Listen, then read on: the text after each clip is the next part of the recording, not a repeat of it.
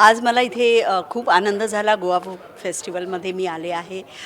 लोकमान्य आणि national book trust यांनी आयोजित केलेलं आहे.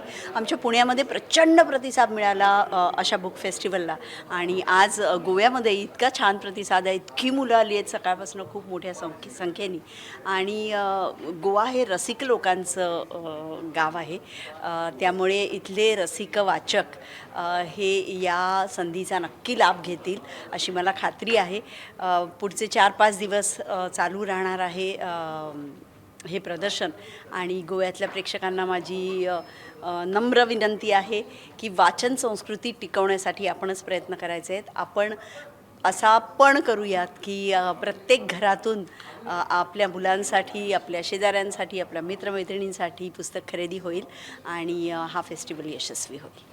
तुम्ही कोकणी साहित्याचा मग असे उल्लेख केला, मग कोकणी लेखक किंवा कोकणी साहित्य एखादं तुम्ही काही तुमच्या वाचनात आलेलं आहे? माझ्या वाचनात आलं नाही आहे, पण माझे आजोबा गोनी दांडेकर यांच्या अनेक पुस्तकांचं कोकणीमध्ये भाषांतर झालेलं आहे. आणि आय एम रिअली प्राऊड. मला फक्त बरे असा एवढं बोलता येतं आणि सुशेगाद. तर गोव्याची जनता ही खूप रसिक आहे आणि त्यांना सुशेगाद राहायला आवडतं. तर हातात एक पुस्तक असलं तर किती मजा येते हे बघूया आपण.